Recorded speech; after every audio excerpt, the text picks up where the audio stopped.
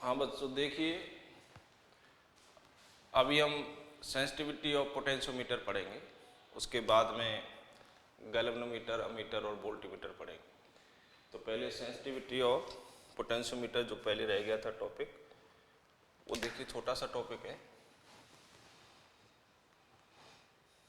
Sensitivity of potentiometer, ये lecture अपना 6। कोई क्वेरी हो पूछने के लिए या कोई न्यूमेरिकल हो तो आप इस व्हाट्सएप पर भी भेज सकते हैं। देखो, सेंसिटिविटी ऑफ पोटेंशियोमीटर, कोई भी गिवन पोटेंशियल डिफरेंस है, उसको हमें with the help of potentiometer देखना है। तो पोटेंशियोमीटर में कोई निडल तो होती नहीं है, इसमें तो कैलकुलेट करना पड़ता है x इंटू एल की फॉर्म में। तो कोई गिवन पोटेंशियल डिफरेंस है V, उसको हम पोटेंशियोमीटर की हेल्प से रीड करेंगे। तो रीड नहीं होता एक्चुअल में, x इंटू एल की कैलकुलेशन करनी होती है। तो ये V तो गिवन है हमारे लिए, तो ये गिवन जो है कांस्टेंट है। अब हमें इसको रीड करना है, तो रीड हम क्या करते हैं एक्चुअल में, इसकी हेल्प से L रीड करते हैं। तो ये कांस्टेंट जो वैल्यू गिवन है हमें, वो इतनी स्मॉल है कि स्मॉल l लेंथ जो है 1 mm से भी कम हो। स्केल पर हम रीड करते हैं, तो स्केल पर मिनिमम हम कितना रीड कर सकते हैं, 1 mm। तो 1 mm से जब मोर होगी लेंथ बैलेंस, तभी हम रीड कर पाएंगे। तो इसका मतलब वो यदि ये स्मॉल वैल्यू है तो L भी स्मॉल मिलेगी, लेकिन हमें L इतनी तो मिलनी चाहिए एटलीस्ट कि जिसको हम रीड कर सकें। इसका मतलब L ज़्यादा होनी चाहिए, इतनी सफिशिएंट होनी चाहिए ताकि रीड कर सके। तो L को हमें बढ़ाना है, तो X को डिक्रीज करना पड़ेगा इस कांस्टेंट स्मॉल वैल्यू के लिए। तो जब L इंक्रीज हो जाएगी, इतनी इंक्रीज हो जाएगी ताकि हम उसको रीड कर सकें, तो ये L इंक्रीज तभी हो पाएगी जब X डिक्रीज हो पाएगी। तो बताओ, स्मॉल वैल्यू को रीड करने की जो कैपेबिलिटी है इसमें, वो तब आएगी जब X स्मॉल होगा, X डिक्रीज करेगा। तो स्मॉल वैल्यू को रीड करने की कैपेबिलिटी कब आएगी, X जब कम होगा। तो सेंसिटिविटी ऑफ पोटेंशियोमीटर क्या चीज है, किसी भी इंस्ट्रूमेंट की सेंसिटिविटी क्या है, स्मॉल वैल्यू को भी रीड करने की कैपेबिलिटी, उसकी मोर सेंसिटिविटी कहलाती है। जैसे दो पोटेंशियोमीटर है A एंड B, ये तो स्मॉलेस्ट वैल्यू को रीड कर पाता है 0.0001 वोल्ट, और ये रीड कर पाता है 0.001 वोल्ट। तो ये इससे कम वैल्यू को रीड नहीं कर पाता है, मतलब स्केल पे बैलेंस लेंथ नहीं दिखा पाता है, और ये इसको भी रीड कर पाता है, मतलब इसके लिए बैलेंस लेंथ दिखा पाता है।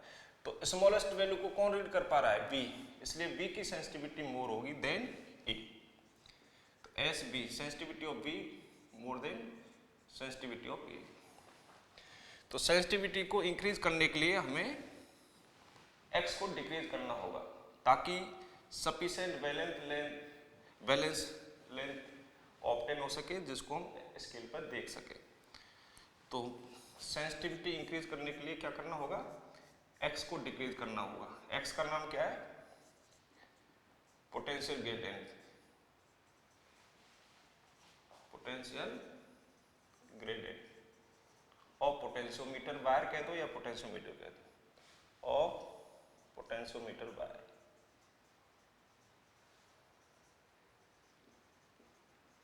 ठीक, इसके बाद हम रीड करेंगे गैल्वेनोमीटर, अमीटर और वोल्टमीटर। तो पहले गैल्वेनोमीटर,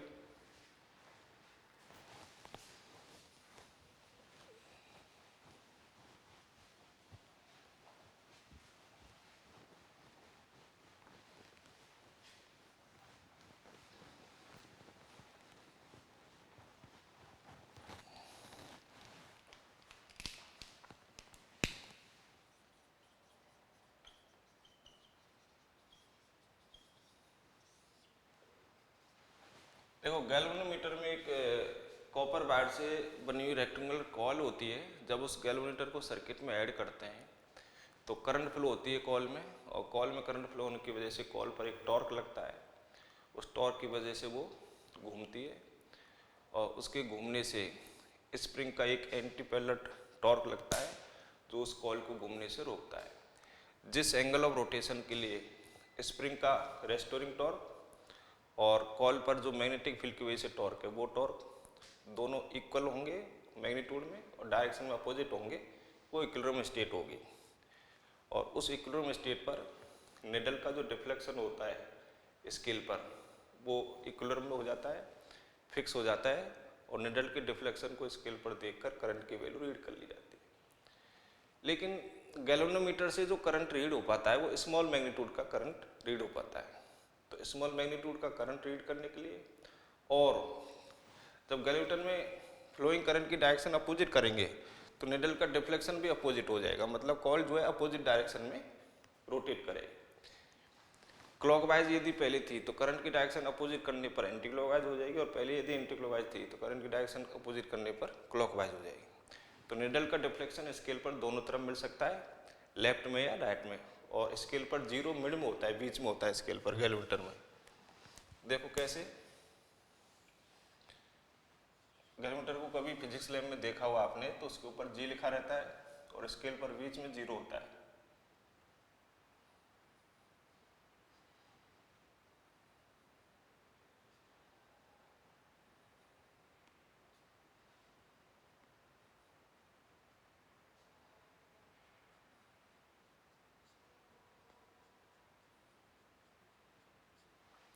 जैसे ये 1 milli ampere, 2 milli ampere, 3 milli ampere, इधर अपोजिट में 1 milli ampere, 2 milli ampere, 3 milli ampere.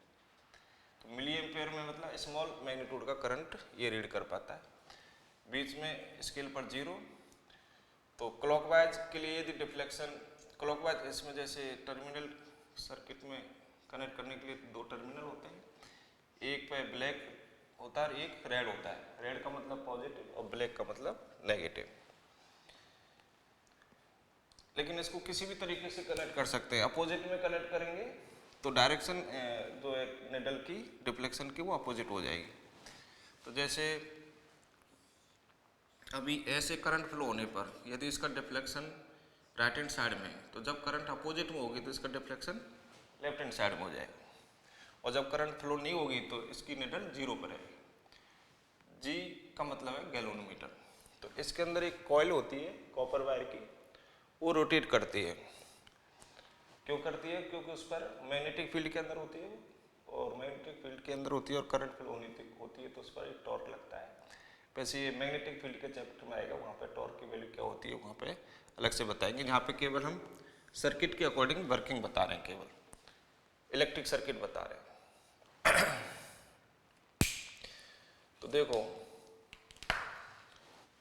जी लिखा हुआ है गैल्वेनोमीटर, तो यहाँ इसका जो रेजिस्टेंस हम लेके चलेंगे गैल्वेनोमीटर का, वो जी ओम लेके चलेंगे। तो जी ओम क्या चीज़ है? रेजिस्टेंस ऑफ कॉइल, जो कॉपर वायर की कॉइल होती है। वैसे कॉपर का रेजिस्टेंस हम लैब में जीरो मानते हैं, लेकिन यहाँ पे कॉपर वायर जो होगा वो काफ़ी लेंथ का होगा, क्योंकि नंबर ऑफ टर्न्स इसके ऊपर बहुत सारे होते हैं, हजारों टर्न्स होते हैं। तो फिर कॉपर वायर की लेंथ बहुत ज़्यादा हो जाएगी, तो फिर कॉपर वायर का रेजिस्टेंस भी बहुत ज़्यादा हो जाएगा, तो उसको नेग्लिजिबल नहीं मान सकते, जीरो नहीं मान सकते। तो यहाँ पर जिस कॉपर वायर से कॉइल बनी हुई है, उस कॉपर वायर का रेजिस्टेंस हम जी ओम लेके चल रहे हैं। तो resistance of copper wire of coil कह दो, चाहे डायरेक्टली कॉइल कह दो। तो रेजिस्टेंस ऑफ कॉइल या रेजिस्टेंस ऑफ गैल्वेनोमीटर भी बोल सकते हैं। रेजिस्टेंस ऑफ गैल्वेनोमीटर, ठीक। जब इसमें हम करंट फ्लो करेंगे, और करंट फ्लो यदि हम IG फ्लो कर रहे हैं, तो IG का मतलब ये है फुल स्केल डिफ्लेक्शन करंट। इसका नाम क्या है? Full scale deflection current.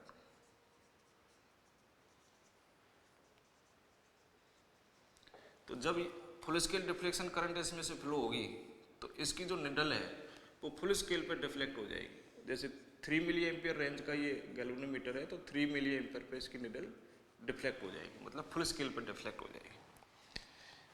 ठीक, तो आईजी का नाम क्या पता लग गया। फुल स्केल पर निडल को डिफ्लेक्ट करने के लिए जो रिक्वायर्ड करंट है उसको हम आईजी से डिनोट करते हैं, इसलिए इस आईजी का नाम पड़ गया फुल स्केल डिफ्लेक्शन करंट। तो बताओ गैल्वेमीटर क्या काम आता है। गैल्वेमीटर से हम स्मॉल मैग्नीट्यूड का करंट भी देख सकते हैं और डायरेक्शन भी देख सकते हैं। डायरेक्शन का मतलब जब करंट की डायरेक्शन अपोजिट होगी तो निडल का डिफ्लेक्शन भी अपोजिट में दिखाई देगा। तो करंट की डायरेक्शन रिवर्स को भी दिखाता है ये, और स्मॉल मैग्नीट्यूड को भी दिखाता है, करंट के स्मॉल मैग्नीट्यूड को। लेकिन अमीटर जो है ना, अमीटर और वोल्टमीटर, उनके स्केल पर स्टार्टिंग में 0 रहता है और स्केल एक ही तरफ होता है। तो जब उनमें करंट अपोजिट में फ्लो होगी तो निडल का डिफ्लेक्शन अपोजिट में शो नहीं हो पाएगा। किसमें? अमीटर में और वोल्टमीटर। तो वो केवल करंट के या वोल्टमीटर, करंट के या पोटेंशियल डिफरेंस के ओनली मैग्नीट्यूड को शो करेंगे, एम्पियर और वोल्टमीटर, वो अमीटर और वोल्टमीटर। डायरेक्शन, रिवर्स डायरेक्शन को शो नहीं कर पाएंगे। तो गैल्वेनोमीटर को यदि हमें एज ए अमीटर चेंज करना है, अमीटर का मतलब स्मॉल मैग्नीट्यूड के करंट के लार्ज मैग्नीट्यूड को रीड करना है, तो हमें गैल्वेनोमीटर को अमीटर में चेंज करना पड़ेगा। गैल्वेनोमीटर को अमीटर में कैसे चेंज करते हैं? जैसे ये गैल्वेनोमीटर है, इसके पैरेलल में मैंने हाई रेजिस्टेंस कनेक्ट कर दिया,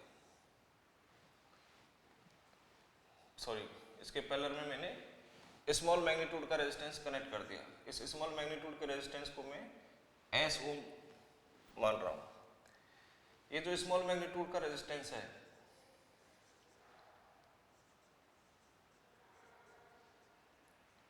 जी के कंपैरिजन में इसकी बहुत कम वैल्यू है।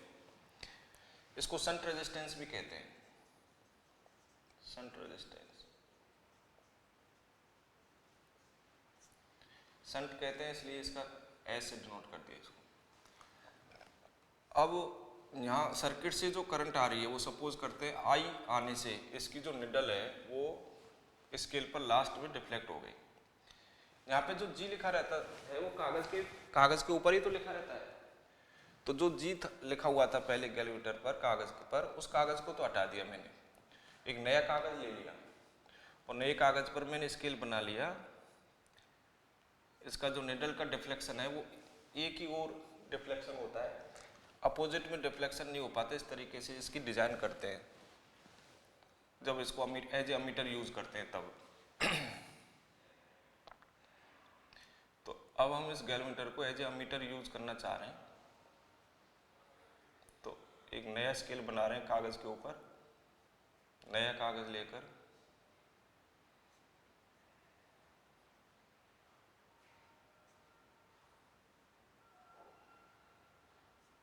यहाँ लास्ट में आई लिखा हुआ है। आई के जैसे मान लेते हैं ये 5 एम्पियर है तो यहाँ पे लिखा होगा 5 एम्पियर, तो फिर यहाँ पे 4 एम्पियर, यहाँ 3 एम्पियर, यहाँ 2 एम्पियर, यहाँ 1 एम्पियर, एम्पियर में वैल्यू है, और ये 0।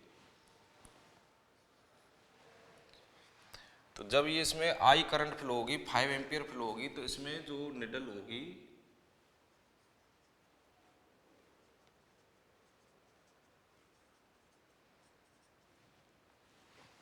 वो 5 एम्पियर पर डिफ्लेक्ट हो जाएगी। आई करंट फ्लो होने से, सर्किट से आई करंट आ रही है, आई की वैल्यू 5 एम्पियर है, तो 5 एम्पियर पर निडल डिफ्लेक्ट हो जाएगी इसकी। लेकिन एक्चुअल में इस गैल्वेनोमीटर में, इस कॉइल में, गैल्वेनोमीटर का मतलब वो कॉपर वायर से बनी हुई कॉइल, तो कॉइल में जो करंट है वो आईजी फ्लो हो रही है। आईजी का नाम क्या है? Full scale deflection current. तो फुल स्केल पर निडल डिफ्लेक्ट हो गई, इट मीन्स इसमें जो करंट फ्लो हो रही है वो IG full scale deflection current flow हो रही है। तो फिर जो रिमेनिंग करंट होगी वो इधर से जाएगी। कितनी जाएगी? आई तो सर्किट से आ रही थी, आई जी गैल्वेमीटर की कॉइल में चली गई, गैल्वेमीटर में चली गई, तो रिमेनिंग करंट इन शंट से जाएगी, तो ये जाएगी आई माइनस आई जी। अच्छा, इसका रेजिस्टेंस कितना है? इसमें गैल्वेमीटर की कॉइल है, कॉइल का रेजिस्टेंस हम कितना मान के चलते हैं? जी ओम, और इसका रेजिस्टेंस कितना है, एस ओम। दोनों रेजिस्टेंस पैरेलल में दिखाई दे रहे हैं, तो पैरेलल में जब दो रेजिस्टेंस है तो इनका जो पोटेंशियल डिफरेंस होगा वो क्या होगा, इक्वल होगा। तो पोटेंशियल डिफरेंस इक्वल होगा तो इसका पोटेंशियल डिफरेंस कितना होगा, जी ohm into I G, ji into I जी, और इसका potential difference S into I minus I जी।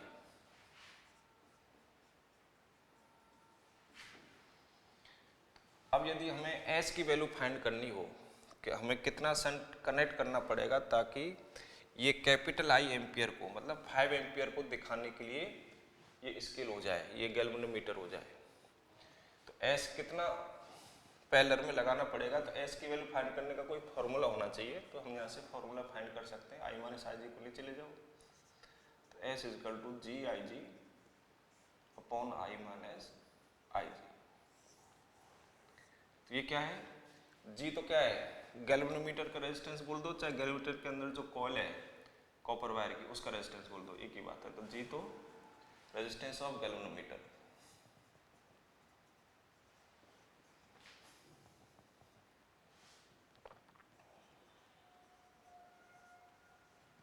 और I ji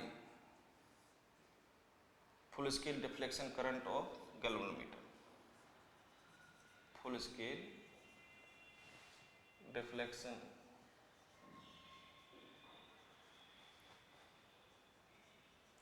current of galvanometer. ये जो भी कह सकते हैं, full scale deflection current of coil, coil बोलो गैल्वेनोमीटर बोलो, एक ही बात। आई का नाम क्या है, कैपिटल आई का नाम। देखो जब जी के साथ में ये एस कनेक्ट कर दिया ना पैरेलल में, तो फिर इसका जो नाम है,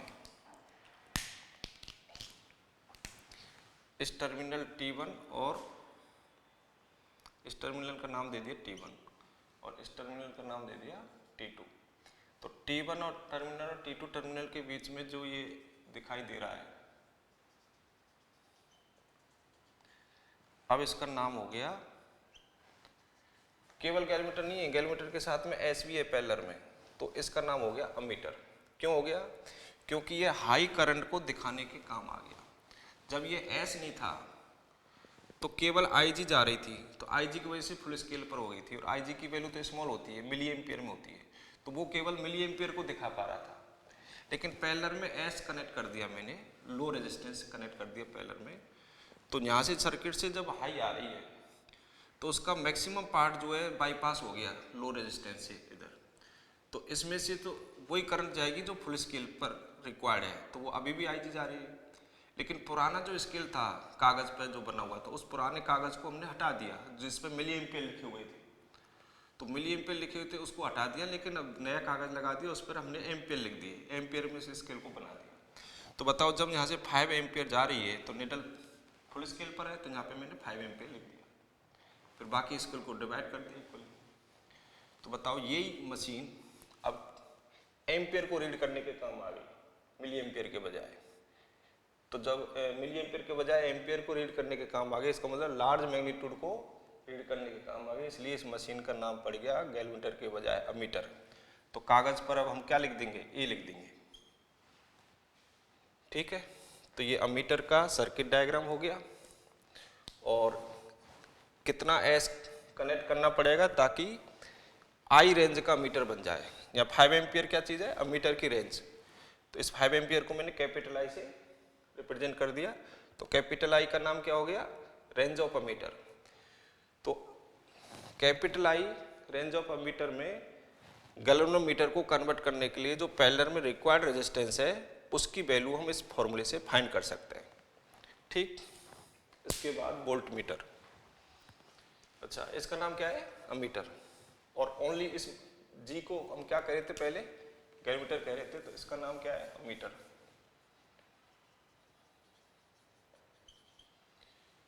अमीटर का सर्किट क्या है, जी के पैरेलल में एक स्मॉल मैग्नीट्यूड का रेजिस्टेंस जिसको हम शंट रेजिस्टेंस भी कहते हैं, तो फिर इसका नाम पड़ जाता है अमीटर, और ये लार्ज मैग्नीट्यूड को शो करने के काम आ जाता है।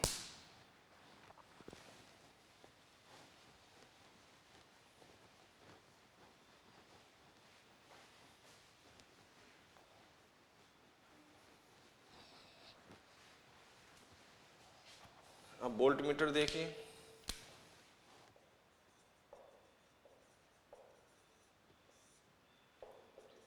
वोल्ट मीटर क्या है, जी के सीरीज, जैसे अभी तो हमने पैरेलल में कनेक्ट किया था स्मॉल रेजिस्टेंस, लेकिन जब गैल्वेनोमीटर को हम वोल्ट मीटर में कन्वर्ट करेंगे तो जी के सीरीज में ही लार्ज रेजिस्टेंस कनेक्ट करेंगे। पहले गैल्वेनोमीटर को देखते हैं। तो इसमें जब फुल स्केल डिफ्लेक्शन करंट जाएगी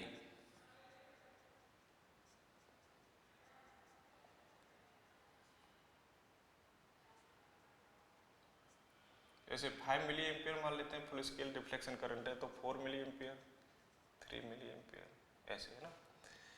तो बताओ इसका पोटेंशियल डिफरेंस कितना होगा, G इंटू आई जी, ये पोटेंशियल डिफरेंस है।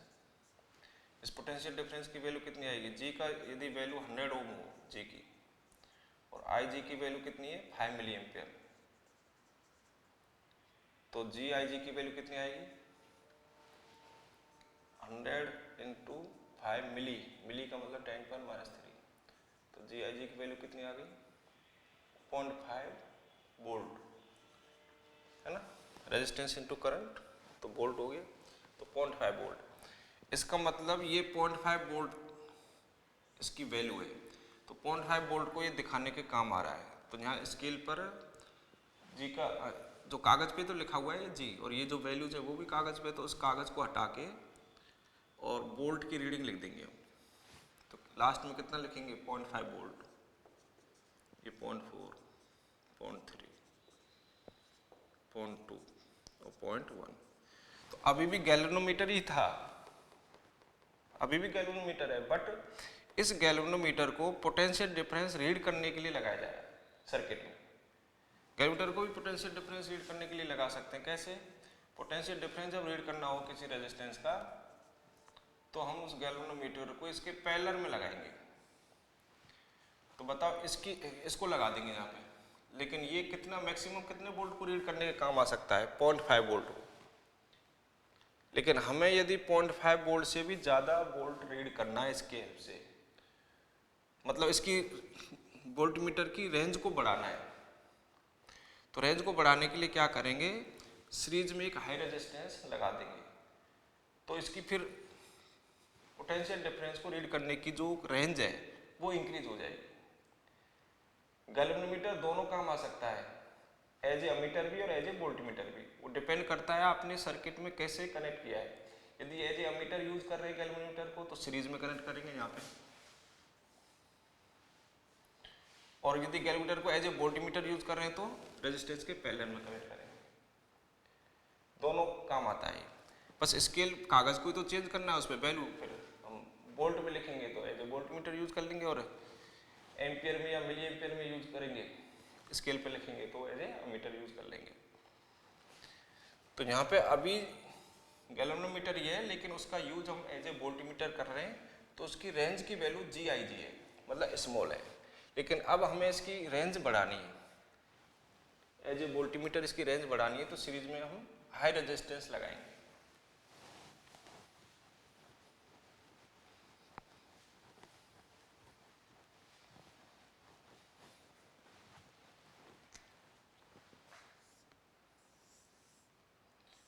सीरीज में मैंने हाई रेजिस्टेंस लगा दिया RO।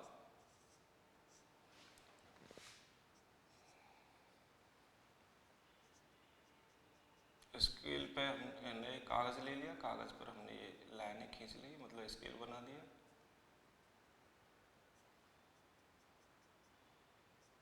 ठीक है, लेकिन यहाँ रेंज कितनी लिखेंगे वो डिपेंड करेगा, कैलकुलेशन से हम फाइंड करेंगे रेंज को। देखो कैसे, इसका रेजिस्टेंस कितना है, कॉइल का रेजिस्टेंस है इसका, तो कितना है 0। ये RO हमने सीरीज में खुद ने कनेक्ट किया है, और यहाँ से यहाँ तक जो ये दिखाई दे रहा है इसका टर्मिनल दे देते हैं नाम, ये T1 और ये T2। तो टर्मिनल T1 और T2 के बीच में कितना वोल्टेज आपको दिखाई दे रहा है। देखिए, निडल को तो हमें फुली स्केल पर डिफ्लेक्ट करना है, तो इसमें करंट तो फ्लो करनी पड़ेगी IG, full scale deflection current. तो IG जब इसमें करंट जा रही है तो निडल लास्ट में डिफ्लेक्ट हो जाएगी। तो फिर इसका पोटेंशियल डिफरेंस कितना, जी ohm into I G, G I जी, और इसका कितना, इसमें भी आई जी जाएगी सीरीज में दोनों, तो इसका कितना आर इंटू आई जी। तो फिर यहाँ से यहाँ तक टोटल पोटेंशियल डिफरेंस कितना, G I G plus R I G, G I G plus R into I G, ये पोटेंशियल डिफरेंस टोटल हो गई यहाँ से यहाँ तक, T1 से T2।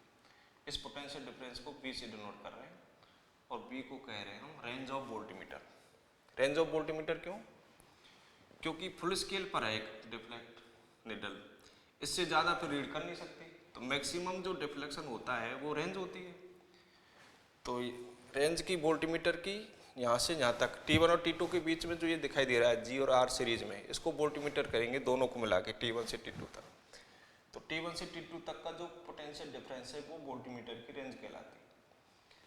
तो B की कैलकुलेशन हम करना चाहें तो कितनी आएगी, देखो B equal to G I G plus R I जी।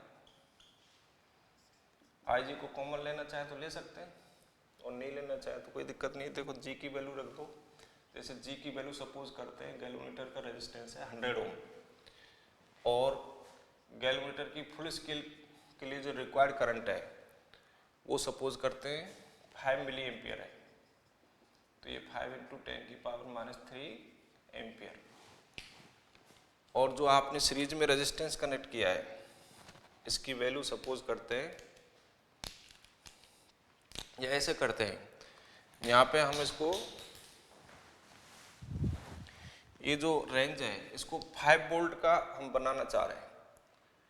कितने वोल्ट रीड करने के लिए इस वोल्टमीटर को बनाना चाह रहे हैं, 5 वोल्ट, या 10 वोल्ट का बनाना चाह रहे हैं तो यहाँ पे 10 लिख दीजिए आप, 10 वोल्ट, तो यहाँ पे लिख दो आप, जैसे 2 हो गया, ये 4 हो गया, 6, ये 8, तो ये 8 वोल्ट हो गया, 6 वोल्ट, 4 वोल्ट और 2 वोल्ट, ठीक। तो 10 वोल्ट लिख दिया, इसका मतलब इसकी रेंज हम बनाना चाह रहे हैं 10 वोल्ट। तो B की वैल्यू हमारे पास पहले से नोन हो गई 10 वोल्ट, 10, और G की वैल्यू क्वेश्चन में दे दी गई है 100 ओम, तो G की वैल्यू 100 लिख दो। IG की वैल्यू 5 मिली एम्पियर, तो 5 इंटू 10 की पावर -3 प्लस R, IG की वैल्यू 5 इंटू 10 की पावर -3, ठीक। तो अब हमें R कितना कनेक्ट करना पड़ेगा सीरीज में, तो उस R की वैल्यू इस फॉर्मूले से फाइंड कर सकते हैं। तो देखिए 10 इक्वल टू ये कितना आ गया 0.5 प्लस R,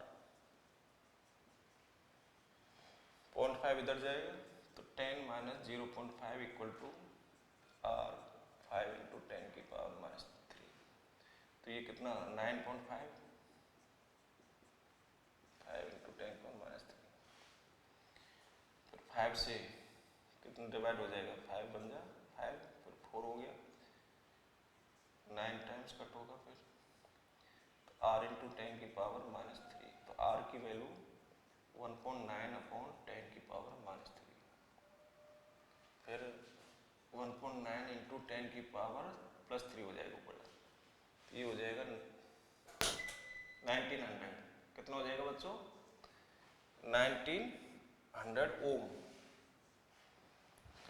इसका मतलब यदि हम इस गैल्वेनोमीटर के सीरीज में 100 ओम के इस गैल्वेनोमीटर के सीरीज में 1900 ओम कनेक्ट कर देते हैं तो इसकी जो निडल है वो 10 वोल्ट पर डिफ्लेक्ट होगी। कितने वोल्ट पे, 10 वोल्ट पे डिफ्लेक्ट होगी। इसका मतलब ये 10 मैक्सिमम 10 वोल्ट को रीड करने के काम आ जाएगा। इसकी रेंज हो जाएगी वोल्टमीटर की 10 वोल्ट, ठीक है। तो अब कागज पे हम क्या लिख देंगे, ये वोल्टमीटर को रीड करने के लिए बनाए हमने, वो पोटेंशियल डिफरेंस को रीड करने के लिए बनाए मैक्सिमम 10 वोल्ट को, तो ये वोल्टमीटर है, तो कागज के ऊपर हमने V लिख दिया, ठीक बच्चों। ये मशीन के ऊपर से जब फिजिक्स लैब में जाते हैं तो केवल ये दिखाई देता है, ये R अब उस मशीन के अंदर कनेक्ट रहता है, हमें दिखता नहीं है बाहर से R। तो बताइए गैल्वेनोमीटर भी पहले वोल्टमीटर था, लेकिन वो स्मॉल मैग्नीट्यूड को रीड कर पा रहा था 0.5 वोल्ट तक केवल। जबकि अब हमने सीरीज में हाई रेजिस्टेंस लगा दिया 900 ओम का, तो अब वही मशीन, वही गैल्वेनोमीटर कितने वोल्ट को रीड करने के काम आ गया, 10 वोल्ट को रीड करने के काम आ गया। वी की वैल्यू यहाँ पे हम कितने लेके चले, 10। तो हमारी रिक्वायरमेंट ये थी कि ये 10 वोल्ट को रीड करने के काम आ जाए, अप टू 10 वोल्ट। तो कितना सीरीज में आर लगाना पड़ेगा, हम इस फॉर्मूले की हेल्प से फाइंड कर सकते हैं। फॉर्मूला भी सिंपल है, देखो G into I G plus R into I G. तो यहाँ से यहाँ तक वोल्टमीटर की रेंज होगी वी की इक्वल। तो आप अमीटर वोल्टमीटर से रिलेटेड कोई भी क्वेश्चन हो, फॉर्मूला सर्किट में दिख जाता है, फिर उसके अकॉर्डिंग आप कैलकुलेट कर सकते हैं।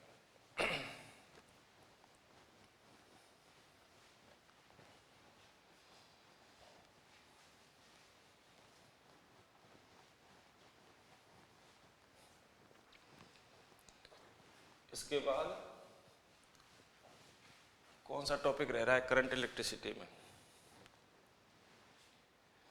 इसके बाद heating effect of current, heating effect of current.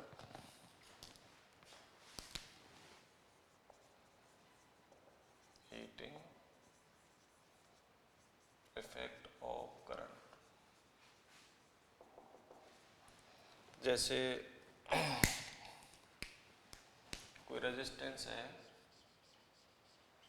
RO, इसमें I करंट फ्लो हो रही है, T टाइम तक यदि फ्लो होती है, तो इसमें फ्लो करने में सोर्स की चार्ज को फ्लो करने में सोर्स की एनर्जी वेस्ट होगी, एनर्जी मतलब वर्क करना पड़ जाएगा। रेजिस्टेंस जो है चार्ज को फ्लो नहीं होने देगा, रेजिस्टेंस मतलब अपोजिशन टू चार्ज फ्लो। तो रेजिस्टेंस चार्ज को फ्लो नहीं होने देगा, लेकिन चार्ज को फ्लो करवा रहा है एक्सटर्नली, कोई एक्सटर्नल एजेंट वर्क करके। एक्सटर्नल एजेंट कौन, बैटरी। तो बैटरी वर्क करेगी चार्ज को फ्लो करने में, जितना वर्क करेगी वो वर्क जो है इस हीट की फॉर्म में प्रोड्यूस हो जाएगा। जब हीट क्यों प्रोड्यूस होगी, देखिए जब चार्ज इसमें से फ्लो होगा, जब फ्री इलेक्ट्रॉन्स इसमें से फ्लो होंगे, तो फ्री इलेक्ट्रॉन्स इसके एटम के साथ, आयन के साथ कॉलिजन करते हुए फ्लो होंगे।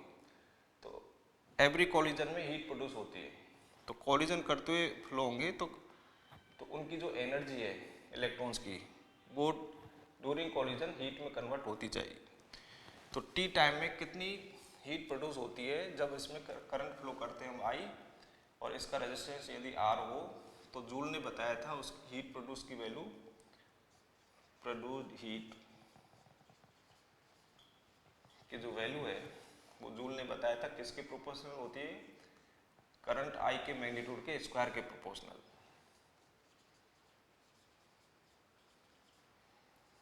और प्रोड्यूस्ड हीट और किसके प्रोपोर्शनल होती है, इसके रेजिस्टेंस के मैग्नीट्यूड के डायरेक्टली प्रोपोर्शनल। और प्रोड्यूस्ड हीट करंट हमने कितने टाइम तक फ्लो करी, उस टाइम के मैग्नीट्यूड की भी प्रोपोर्शनल होती है। तो तीन बातों पे ये हीट प्रोड्यूस डिपेंड करती है। ठीक है, तीनों को यदि कंबाइन कर दें, हीट प्रोड्यूस्ड को हम H मान लेते हैं, H। तो H तीन बातों पे डिपेंड कर रही है, तीनों को हम एक साथ लिख देते हैं, तीनों इक्वेशंस को कंबाइन कर देते हैं। तो H proportional I square RT। तो H equal to, proportionality sign हटाते हैं तो यहाँ पे कांस्टेंट 1 रहता है, कांस्टेंट की वैल्यू 1 होती है। तो H equal to I square RT, ये प्रोड्यूस्ड हीट की वैल्यू है। तो पर सेकेंड हीट कितनी प्रोड्यूस होगी, पर सेकेंड, तो T से डिवाइड कर दो, ये तो T टाइम में हीट प्रोड्यूस है, पर सेकेंड यदि निकालेंगे तो H अपॉन T, T से डिवाइड कर दो आप, T से हमने बोथ साइड डिवाइड कर दी। तो H अपॉन T को क्या कहेंगे, heat produced per second.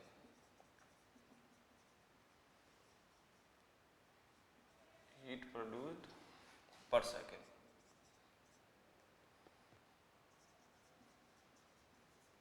Equal to, इधर T से T कट हो जाए, T से T कट हो गए तो I स्क्वायर R बचा, I स्क्वायर R। ये जो हीट प्रोड्यूस्ड पर सेकेंड है वही क्या होगा, वर्क डन पर सेकेंड बाई सोर्स, जितना पर सेकेंड वर्क करेगा सोर्स करंट फ्लो करने में, उतनी इसमें पर सेकेंड हीट प्रोड्यूस होगी। तो यहाँ पे इसको हीट प्रोड्यूस पर सेकेंड कह दो, चाहे वर्क डन पर second by source, source of current, source कौन, सोर्स ऑफ करंट, जो करंट को फ्लो कर रहा है सोर्स कौन होता है, सोर्स बैटरी। तो बैटरी के द्वारा वर्क डन पर सेकेंड, ये आई स्क्वायर आर। और सोर्स का पर सेकेंड जो वर्क है वो क्या हो जाएगा, सोर्स की पावर, तो इसको पावर भी कह सकते हैं, power of source, I square are.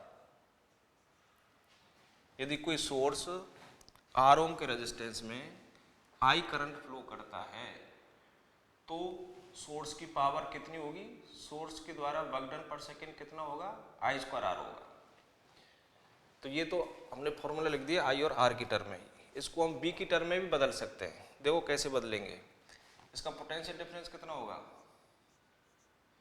Ohm's law से यदि लिखना चाहें वी की वैल्यू, पोटेंशियल डिफरेंस की वैल्यू, तो वी की वैल्यू करंट इंटू रेजिस्टेंस, तो वी की वैल्यू आई आर हो जाएगी, है ना।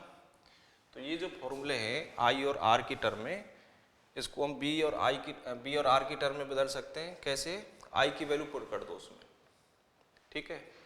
तो power of source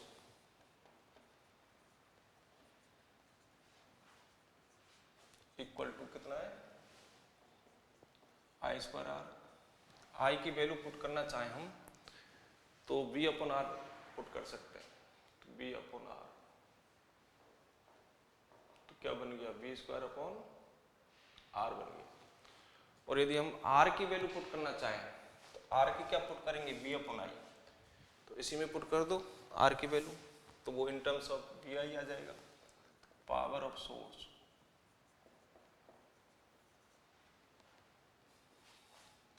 I square R. लेकिन आर की वैल्यू क्या आएगी,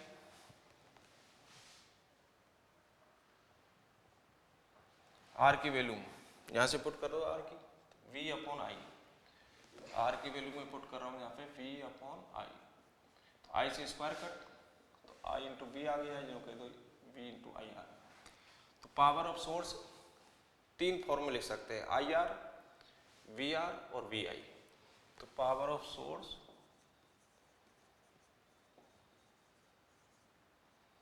equal to V into I, या फिर वी स्क्वायर अपॉन आर, या फिर आई स्क्वायर आर। इसको हम और क्या कह सकते हैं, पावर ऑफ सोर्स बोल दो, चाहे heat produced per second in resistance बोल दो, इसको हीट प्रोड्यूस्ड पर सेकेंड भी बोल सकते हैं, heat produced per second in resistance.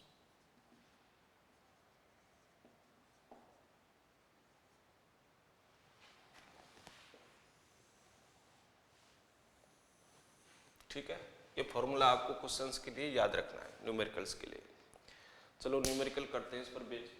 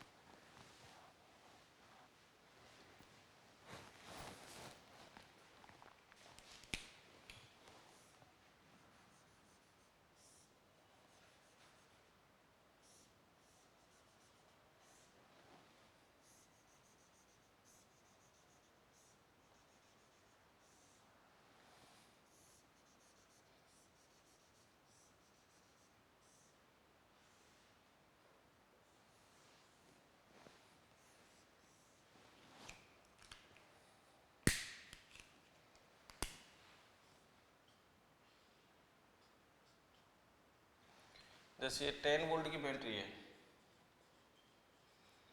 इससे ये तीन ब्रांच पैरेलल में कनेक्टेड है, इनके रेजिस्टेंस की वैल्यू जैसे मान लेते हैं ये 1 ओम है, ये 2 ओम है, ये भी 2 ओम है, ये 3 ओम है, ये 2 ओम है, ये 5 ओम है, ऐसे ये 1 ओम है, ये 3 ओम है, ये 2 ओम है, 2 ओम क्या, इसको ऐसे कर लेते हैं 6 ओम है। ठीक है। अब आपसे क्वेश्चन में यदि ये पूछ लिया जाए find heat produced per second in 6 ओम, मतलब 6 ओम कहाँ पे दिखाई दे रहा है, ये रहा, तो इस 6 ओम में हीट प्रोड्यूस्ड पर सेकेंड कितनी है। यदि ये क्वेश्चन आपसे पूछ लिया जाए तो कैसे फाइंड करेंगे। तो ये तो आपकी प्रॉब्लम हो गई, क्वेश्चन हो गया है। अब आपसे क्वेश्चन में पूछा गया है find heat produced per second in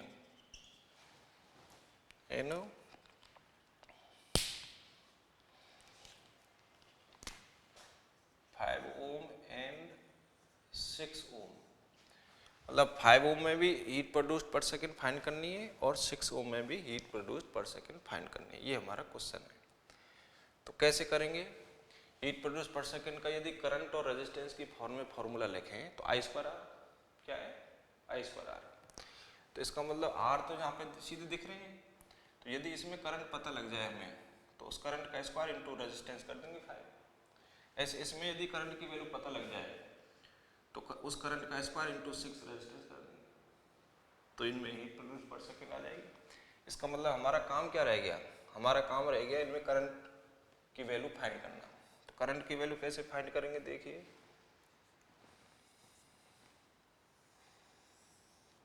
जैसे ये करंट बैटरी से फ्लो हो रही है, सपोज करते हैं आई, फिर आगे जाके ये 3 ब्रांच हैं, तो 3 ब्रांचेज में करंट डिवाइड होगा रेजिस्टेंस के इनवर्स रेशो में। जिस ब्रांच का रेजिस्टेंस ज़्यादा होगा ना उसमें करंट कम जाएगी, और जिसका कम होगा रेजिस्टेंस उसमें करंट ज़्यादा जाएगी। तो जैसे इसमें I1 चली गई, इसमें I2 चली गई और इसमें I3 चली गई। ठीक है, तो I1, I2 और I3 का जो रेशो होगा वो इनके रेजिस्टेंस के इनवर्स। पहले इस ब्रांचेज का रेजिस्टेंस देखो कितना है, 2, 2, 1, तो इस ब्रांच का हो गया 5, इसका 3, 2, 5, इसका हो गया 10, इसका 1, 3, 6, इसका भी 10 हो गया। ठीक है, तो इसका 5 ओम, इसका 10 ओम और इसका 10 ओम। तो इन ब्रांचेज का जो रेजिस्टेंस का रेशो है, इस ब्रांच का मैं R1 मान लेता हूं पूरी का,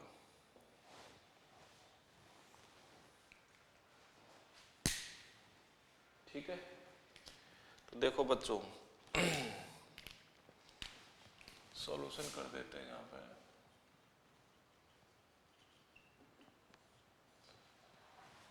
अपर ब्रांच का रेजिस्टेंस R1, मिडल का R2 और लोअर का R3 रेजिस्टेंस मान लेते हैं। तो इन रेजिस्टेंस का रेशो क्या है, R1 ratio R2 ratio R3 equal to upper branch का कितना 5 ओम, मिडल का 10 ओम और लोअर का भी 10 ओम। तो R1 का ये रेशो हो गया। अब इनका इनवर्स रेशो, क्योंकि करंट जो फ्लो होती है ना I1 ratio I2 ratio I3 जो होगा वो 1/R1 ratio 1/R2 ratio 1/R3 होगा। इनवर्स रेशो में होता है करंट का रेशो, है ना, I1, I2, I3 का रेशो। तो I1 ratio I2 ratio I3 equal to 1/R1, R1 कितना दिखाई दे रहा है 5 रेशो 1/10 रेशो 1/10। तो I1 ratio I2 ratio I3 equal to 10 से मल्टीप्लाई कर देता हूँ, 10/5, 10/10, 10/10, 10/5 क्या हो गया 2, ये 1, ये 1।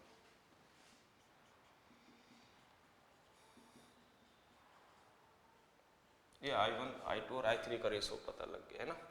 तो अब हमें जैसे I2 की वैल्यू फाइंड करनी है, तो I2 और I3 और I1 की वैल्यू तो तभी फाइंड हो पाएंगी रेशो की फॉर्म में जब I की वैल्यू फाइंड कर पाएंगे पहले, सबसे पहले। तो I की वैल्यू कैसे फाइंड करेंगे? ये सर्किट का वोल्टेज है अपॉन इक्विवेलेंट रेजिस्टेंस पूरे सर्किट का। तो सबसे पहले हम I की वैल्यू लिखते हैं, तो बैटरी का वोल्टेज E अपॉन पूरे सर्किट का इक्विवेलेंट रेजिस्टेंस। बैटरी का वोल्टेज कितना है? 10 वोल्ट। इक्विवेलेंट रेजिस्टेंस कितना है? 5 ओम, 10 ओम, 10 ओम। इनका इक्विवेलेंट पैरेलल के अकॉर्डिंग फाइंड करेंगे। तो पैरेलल कॉम्बिनेशन का फॉर्मूला क्या होता है रेजिस्टेंस के लिए? 1/R equivalent equal to 1/R1 plus 1/R2 plus 1/R3। तो कितना हो जाएगा ये? 1/R equivalent equal to 1/5 plus 1/10 plus 1/10। तो ये कितना हो जाएगा? आप कैलकुलेशन करोगे ना, तो ये कितनी आएगी वैल्यू? 1/10, 1/10, 1/5 हो गया, फिर 2/5 हो गया, फिर रेसिप्रोकल करेंगे तो 5/2। 5/2 का मतलब 2.5। 5/2 ओम लिख दो, चाहे R इक्विवेलेंट की वैल्यू आप 2.5 ओम लिख दो। तो सर्किट का जो इक्विवेलेंट रेजिस्टेंस है वो कितना आ गया? 2.5 ओम। तो यहाँ पे इक्विवेलेंट रेजिस्टेंस पुट कर दो 2.5। तो 2.5 से हम डिवाइड करेंगे ना, तो कितना आ जाएगा? कैपिटल आई की वैल्यू, इस कैपिटल आई की वैल्यू आ जाएगी आपकी 2.5 से 10 को डिवाइड करेंगे तो 4 एम्पियर। 4 एम्पियर आ गई। तो जब हमें कैपिटल आई की वैल्यू पता लग गई 4 एम्पियर, इस कैपिटल आई की वैल्यू पता लग गई हमें 4 एम्पियर, तो I1, I2, I3 की वैल्यू भी पता लग जाएगी। तो जैसे I2 की वैल्यू हमें फाइंड करनी है, तो कौन सा रेशो है? 1। तो I2 इक्वल टू ये 1 रेशो I2 का, तो 1 अपॉन टोटल रेशो तीनों का, तो 2 plus 1 into total current I, जो ये मेन करंट है आने वाली I। तो I तो डिवाइड हो रही है रेशो में, तो I2 की वैल्यू हमें फाइंड करनी है, तो ये I2 की वैल्यू हो जाएगी। अब I अपॉन ये नीचे क्या बन गया? 2 प्लस 1 प्लस 1, 4 बन गया नीचे। I की वैल्यू कितनी है? 4 एम्पियर। 4 अपॉन 4 तो कितनी आ गई? 1 एम्पियर आ गई। ऐसे I3 की वैल्यू भी फाइंड करेंगे। तो I3 भी कौन सा रेशो है? 1 ही रेशो है, इसका मतलब I2 के I3 की वैल्यू सेम होगी। इसी तरीके से 1 upon total ratio into circuit से आने वाली मेन करंट जो डिवाइड होगी रेशो। तो I/4, I की वैल्यू 4 एम्पियर है, तो ये 1 एम्पियर। किसकी वैल्यू? I3 की। तो I2 और I3 की वैल्यू 1 एम्पियर और 1 एम्पियर आ गई। अब हमें इस 5 ओम में हीट प्रोड्यूस्ड पर सेकेंड लिखना है। तो 5 ओम में हीट प्रोड्यूस्ड पर सेकेंड कितनी होगी? I2 का स्क्वायर इंटू 5। I2 कितनी आई अपनी? 1 एम्पियर, तो 1 का स्क्वायर इंटू 5, तो 1 का स्क्वायर 1, 1 इंटू 5 कितना? 5। तो 5 जूल पर सेकेंड कितनी आ गई? 5 जूल पर सेकेंड आ गई इसमें। ऐसे 6 ओम में heat produce per second, current का स्क्वायर इंटू रेजिस्टेंस, करंट इसमें I3 है, तो I3 का स्क्वायर इंटू रेजिस्टेंस कितना है? 6। I3 की वैल्यू कितनी आई? 1, तो 1 का स्क्वायर इंटू 6, 1 का स्क्वायर 1 होगा, तो 6 आ गई। तो हीट प्रोड्यूस पर सेकेंड कितनी आ गई? 6। 6 क्या? जूल पर सेकेंड, जूल पर सेकेंड। तो इस तरीके से सर्किट में किसी भी रेजिस्टेंस में आपसे हीट प्रोड्यूस्ड पर सेकेंड पूछी जा सकती है। तो हीट प्रोड्यूस पर सेकेंड पूछी जा सकती है, तो रेजिस्टेंस तो सीधा दिख रहा है हमें। करंट की वैल्यू हम फाइंड कर लेंगे। कैसे फाइंड करेंगे? करंट का जो रेशो होता है वो रेजिस्टेंस के रेशो के इनवर्स रेशो में होता है, उसके अकॉर्डिंग हमें करंट की वैल्यू आ जाएगी। पहले तो मेन करंट फाइंड करनी पड़ेगी। मेन करंट कैसे फाइंड करेंगे? EMF of battery upon circuit का इक्विवेलेंट रेजिस्टेंस। ठीक है, तो ये हीट प्रोड्यूस के लिए क्वेश्चन आपको एग्जाम में मिलते हैं, इंपॉर्टेंट है।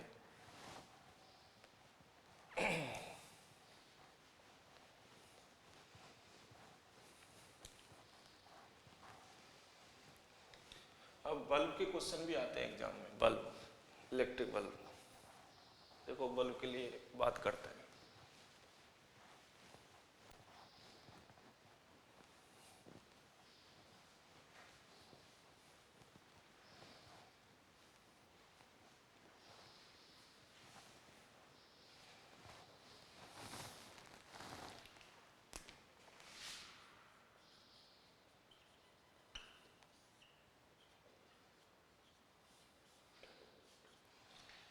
जब अपन मार्केट से बल्ब लेके आते हैं तो उसको उल्टा करते हैं तो उसके ऊपर वाट रेटिंग और वोल्टेज रेटिंग लिखी रहती है, मतलब वोल्टेज की वैल्यू और पावर की वैल्यू लिखी रहती है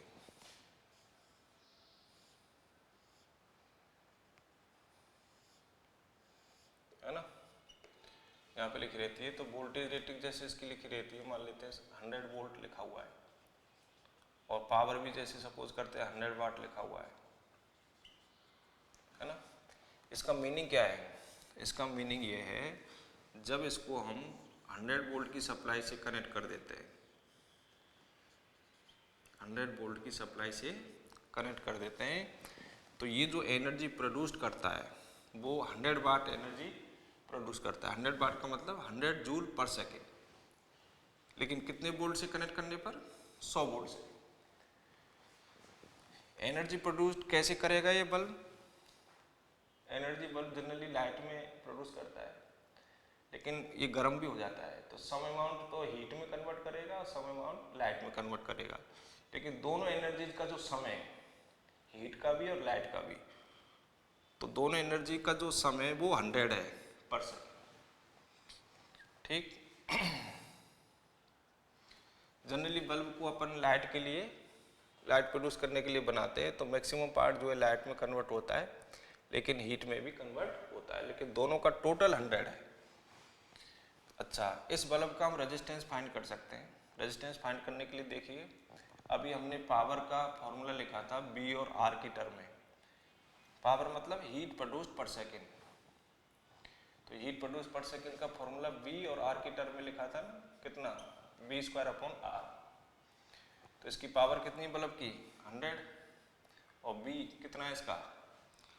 ये 100 वाट तब है जब इसको कितने से कनेक्ट करें? 100 वोल्ट से। तो बी की वैल्यू जब 100 रखेंगे तब पी की वैल्यू 100 है। यदि 100 वोल्ट से कम से कनेक्ट करेंगे तो फिर ये 100 वाट एनर्जी प्रोड्यूस नहीं करेगा, फिर ये कम करेगा।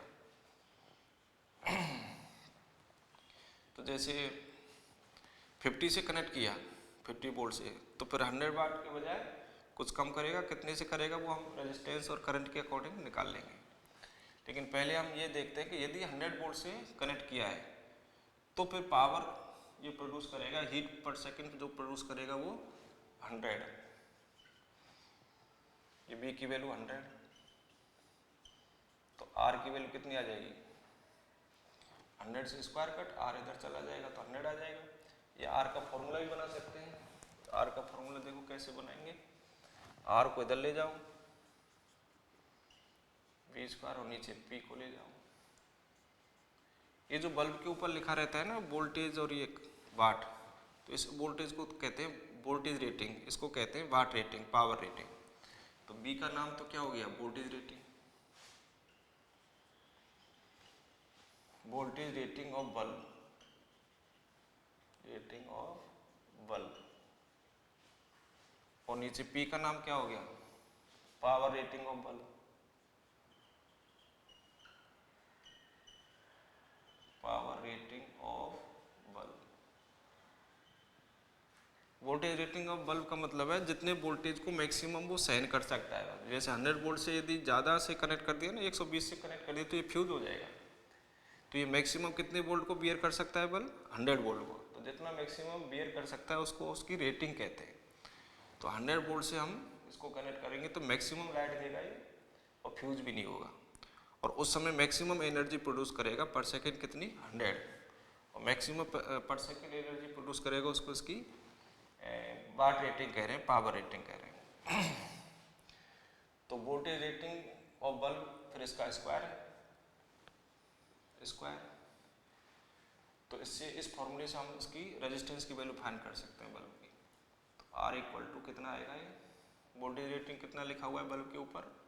100 और पावर रेटिंग कितनी लिखी हुई है बल्ब के ऊपर 100, तो फिर 100 के स्क्वायर से स्क्वायर कट तो आर की वैल्यू 100 आ जाएगी, तो ये 100 ओम आ गया। तो सबसे पहले बल्ब का हमें रेजिस्टेंस निकालना पड़ता है, ठीक है। अब जैसे हम इस पर बेस्ड हम क्वेश्चन करेंगे तो कई टाइप के कई बल्ब लेंगे, किसी की वाट रेटिंग कुछ होगी, किसी की वोल्टेज रेटिंग कुछ होगी, और उनको हम सर्किट में कनेक्ट कर देंगे। फिर कहेंगे सबसे ज़्यादा पावर कौन से बल्ब की होगी, सबसे ज़्यादा पावर कौन सा बल्ब कंज्यूम करेगा, यानी कह दो सबसे ज़्यादा एनर्जी पर सेकेंड कौन प्रोड्यूस करेगा। तो देखो क्वेश्चन,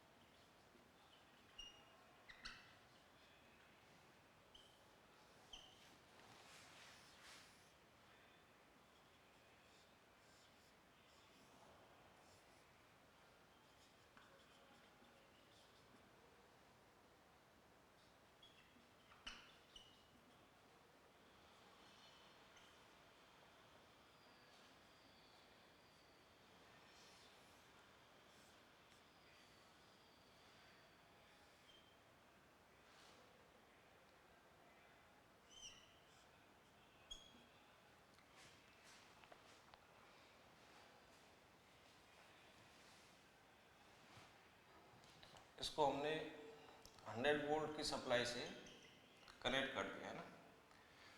तो अब हमें बताना, ये बल्ब के नाम दे देते हैं, ये बल्ब B1, ये बल्ब B2 और ये बल्ब B3।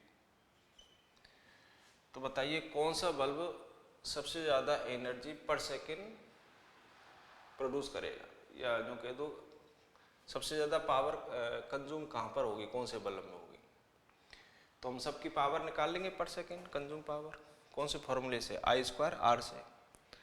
R हम पहले सबसे पहले तीनों का फाइंड करेंगे, फिर तीनों में करंट फाइंड कर लेंगे, फिर I² R तीनों के लिए कैलकुलेशन करेंगे, फिर जिसके लिए सबसे ज़्यादा आएगी वही हमारा आंसर हो जाएगा। तो सबसे पहले हम तीनों बल्बों का R फाइंड करेंगे, कौन से फॉर्मूले से, इस फॉर्मूले से। तो R इक्वल टू क्या है, वोल्टेज रेटिंग का square upon power of bulb, bulb की वोल्टेज रेटिंग का स्क्वायर अपॉन बल्ब की पावर रेटिंग। तो ये रेजिस्टेंस दे देगा बल्ब का। तो इस फॉर्मूले का यूज करके तीनों का रेजिस्टेंस फाइंड करो। सबसे पहले क्वेश्चन क्या है, फाइंड हीट प्रोड्यूस्ड पर energy produced per second in each bulb, find energy produced per second in each bulb, या जो भी कह सकते हैं power consumed in each bulb, heat energy produced per second in each bulb बोलो, चाहे power consume in each bulb, ठीक है। तो power consume in each bulb हमें फाइंड करना है। तो सबसे पहले हम क्या करेंगे बच्चों, तीनों का हम रेजिस्टेंस फाइंड करेंगे, है ना। तो तीनों बल्बों का रेजिस्टेंस फाइंड कर लो।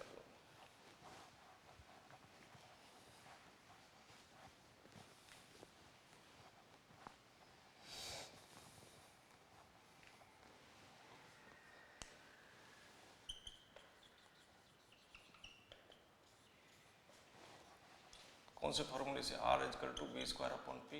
तो पहले बल्ब का resistance R1 equal to B1 square upon P1।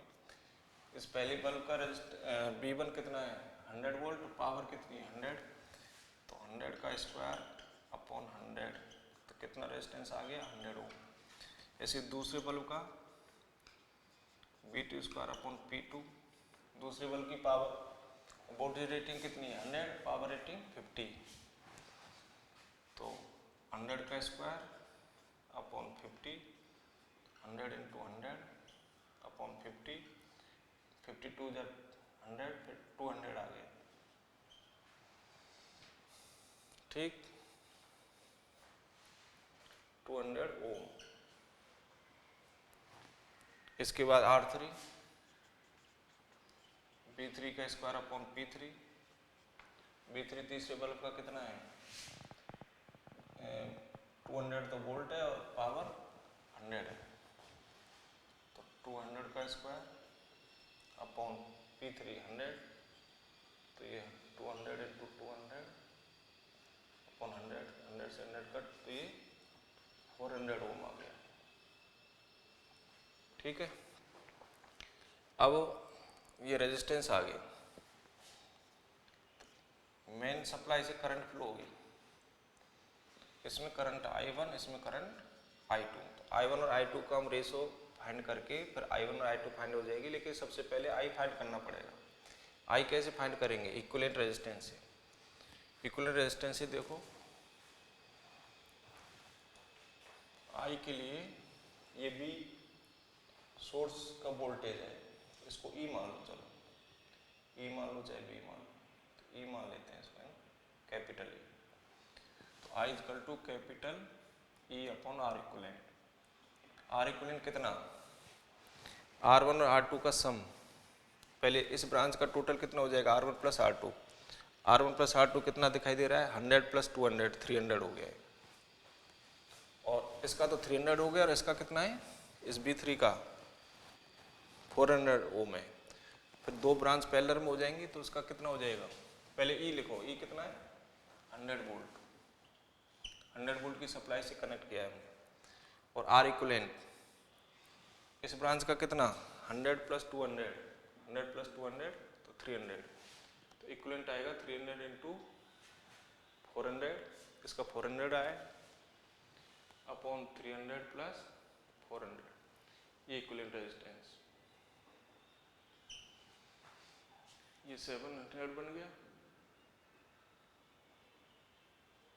00 से 00 कट, ये 00 से 00 कट, तो 7 ऊपर चला गया, और 4 3 जा 12 ओम आ गया है इक्विवेलेंट रेजिस्टेंस। तो जब इक्विवेलेंट, वो सॉरी, ये तो पूरा क्या आ गया एम्पियर, ये करंट आ गया मेन करंट I, तो एम्पियर।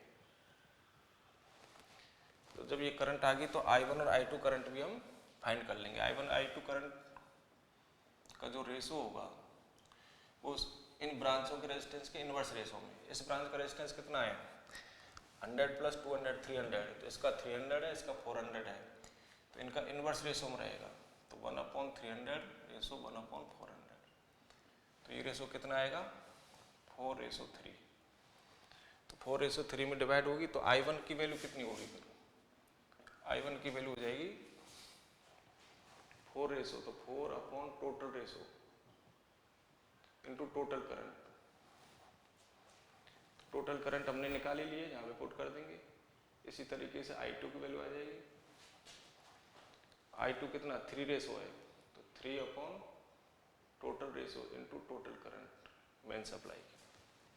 I1 और I2 इस फॉर्मूले से आ जाएंगी।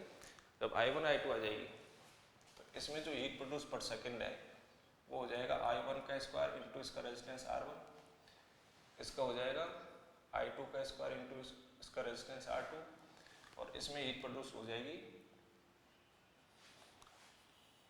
सॉरी इसमें तो I1 करंट है, I1 दोनों में जा रही है, तो इसमें हीट प्रोड्यूस पर सेकेंड हो जाएगी I1 का स्क्वायर इंटू R1, और इसमें हो जाएगी I1 का स्क्वायर इंटू R2, और इसमें हो जाएगी I2 का स्क्वायर इंटू इसका रेजिस्टेंस R3।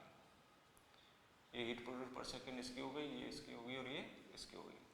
तो तीनों की कैलकुलेशन से तीनों में हीट प्रोड्यूस पर सेकेंड आ जाएगी, मतलब हीट का मतलब एनर्जी प्रोड्यूस पर सेकेंड, क्योंकि एनर्जी बल्ब लाइट में भी वेस्ट करता है और हीट में भी, तो दोनों का टोटल, तो एनर्जी प्रोड्यूस पर सेकेंड आ जाएगी तीनों बल्बों में इन फॉर्मूले से।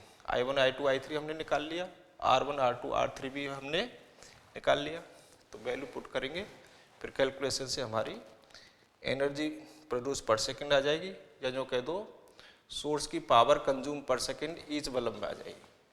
ठीक है, तो ये बल्ब के रिगार्डिंग इस तरीके से क्वेश्चंस होते हैं, एनर्जी प्रोड्यूस पर सेकेंड के या पावर कंज्यूम पर सेकेंड के। ठीक है बच्चों, इसके बाद कल हम फ्यूज तार की बात करेंगे।